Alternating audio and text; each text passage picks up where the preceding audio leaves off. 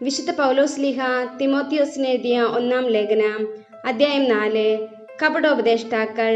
വരും കാലങ്ങളിൽ ചിലർ കപടാത്മാക്കളിലും പിശാചിന്റെ പ്രബോധനങ്ങളിലും ശ്രദ്ധയർപ്പിച്ചുകൊണ്ട് വിശ്വാസത്തിൽ നിന്ന് വ്യതിചലിക്കുമെന്ന് ആത്മാവ് വ്യക്തമായി പറയുന്നു. മനസാക്ഷി കത്തിക്കൊരിഞ്ഞുപോയ നുണയന്മാരുടെ കാപട്യമാണ് ഇതിനു കാരണം.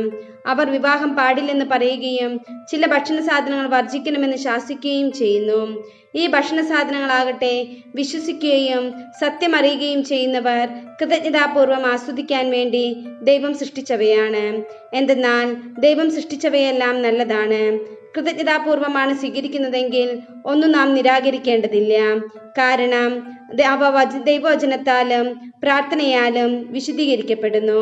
യഥാർത്ഥ ശുശ്രൂഷകൻ. ഇക്കാര്യങ്ങൾ നമ്മുടെ സഹോദരരുടെ ശ്രദ്ധയിൽപ്പെടുത്തിയാൽ നീ യേശുക്രിസ്തുവിന്റെ നല്ല ശുശ്രൂഷകനായിരിക്കും. വിശ്വാസത്തിന്റെ വചനങ്ങളാലും നീ ഇതുവരെ അനുവർത്തിച്ചു പോന്ന നല്ല വിശ്വാസ സംഹിതയാലും പരിപോഷിപ്പിക്കപ്പെട്ട ശുശ്രൂഷകൻ. ലൗകികവും അർത്ഥശൂന്യവുമായ കെട്ടുകഥകൾ നീ തീർത്തും അവഗണിക്കുക. ദൈവഭക്തിയിൽ പരിശീലനം നേടുക. ശാരീരികമായ പരിശീലനം കൊണ്ട് കുറച്ച് പ്രയോജനമുണ്ട്, എന്നാൽ ആത്മീയത എല്ലാവിധത്തിലും വിലയുള്ളതാണ്. എന്തുകൊണ്ടെന്നാൽ അത് ഈ ജീവിതത്തെയും വരാനിരിക്കുന്ന ജീവിതത്തെയും സംബന്ധിക്കുന്ന വാഗ്ദാനങ്ങൾ ഉൾക്കൊള്ളുന്നു. വചനം വിശ്വാസയോഗ്യവും തികച്ചും സ്വീകാര്യവുമാണ്. ഈ ലക്ഷ്യത്തെ മുൻനിർത്തിയാണ് നാം അധ്വാനിക്കുന്നതും പോരാടുന്നതും. എല്ലാ മനുഷ്യരുടെയും വിശിഷ്യ വിശ്വാസികളുടെയും രക്ഷകനായ ജീവിക്കുന്ന ദൈവത്തിലാണ് നാം പ്രത്യാശ അർപ്പിച്ചിരിക്കുന്നത്. ഈ പറഞ്ഞവയെല്ലാം നീ അധികാരപൂർവം പഠിപ്പിക്കുക. ആരും നിന്റെ പ്രായക്കുറവിന്റെ പേരിൽ നിന്നെ അവഗണിക്കാൻ ഇടയാക്കരുത്.